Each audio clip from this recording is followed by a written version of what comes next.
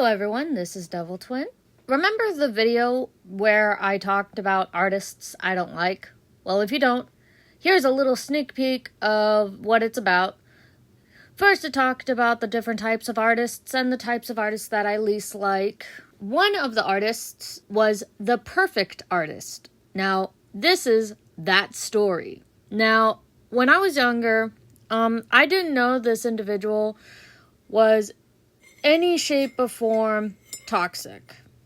We met around grade school, 5th grade, give or take.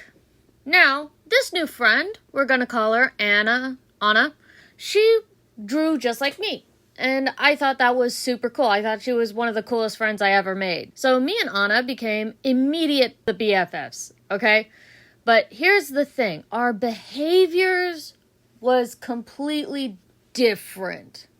Whenever we were talking, sometimes she would go, kawaii, or anime noises, konnichiwa. That wasn't what made it toxic. What made it toxic is, sadly, the thing that made us friends when it came to the artwork. Now, anytime I mess up something, she would point it out as if she is the professor. Whenever I point something out, she blew up about it. It just always seems any shape or form of belittlement. Like it was always a competition. When it came to guy characters, she would point out how feminine they looked. Or how floppy my girls looked. Or going down memory lane kind of hurts my brain. In college, we shared the same art class. Now, I was expecting big confrontations because I tried being friends with her more than once, but she kept burning that bridge. Like, she would ignore my phone calls. She would never get back to talk to me. She always ended up ghosting me, so whatever.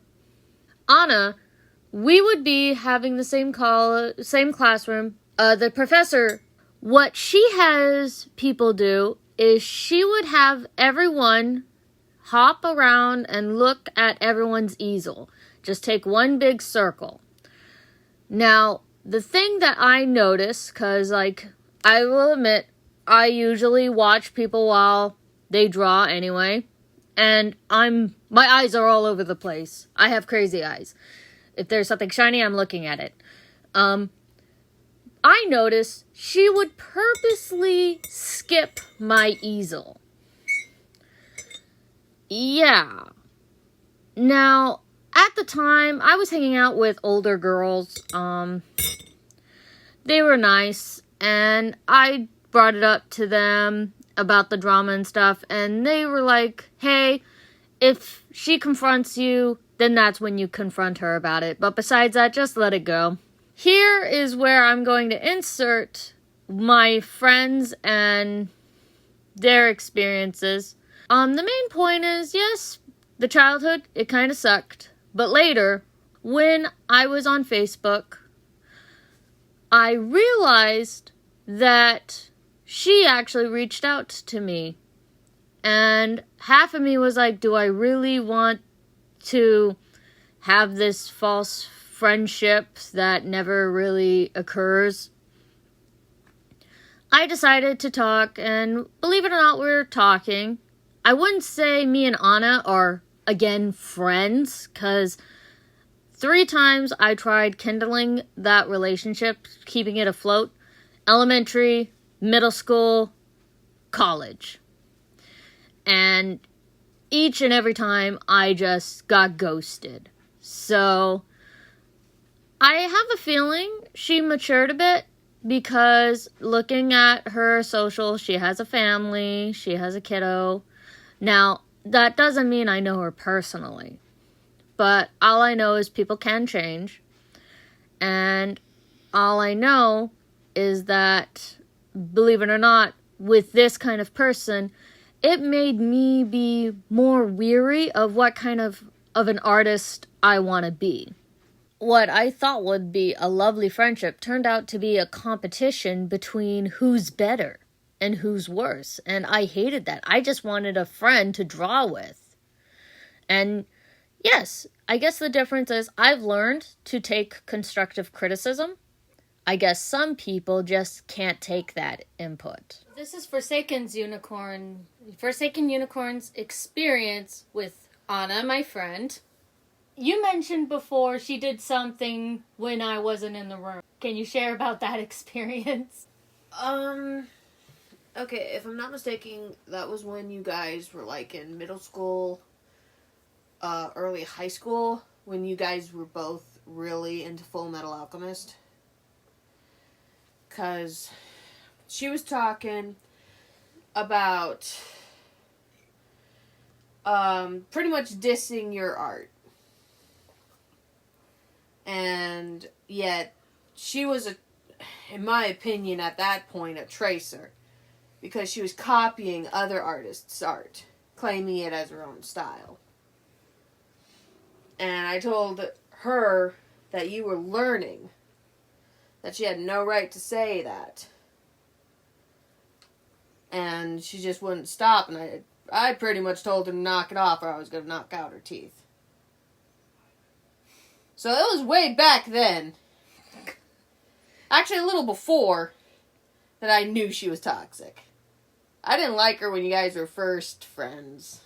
Like, what was the first sign that made you believe that she was toxic? Because, as I mentioned, I didn't know any better. It was more of her attitude. Like, she would put on a show, claiming she knew all these facts about, like, manga and anime and this and that she was, like, so good at the artwork and stuff. And granted, she did have some skill. That was it. She had skill. She wasn't top dog. Because I, too, also was an artist at the time as well. You know, just starting. Really getting into my own style. If I wanted to, I could have just took her on skill to skill. But, you know, she was a kid. So I was like, yeah, whatever, toot toot. So, but I knew she was super toxic towards you when the moment you were out of the room, she started totally dissing you, thinking I was going to join along in the quote-unquote fun of it. And I'm like, I'm the one who's teaching her to draw!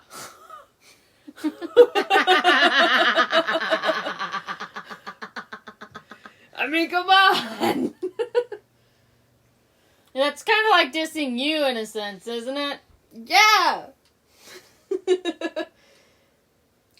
Like, I don't remember, but I remember one time Anna and her sister was spending the night, but there was this huge blow-up fight that we had to calm both them in separate rooms.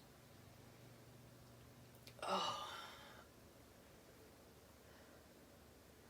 I don't quite remember that one. I think that was a sister spat.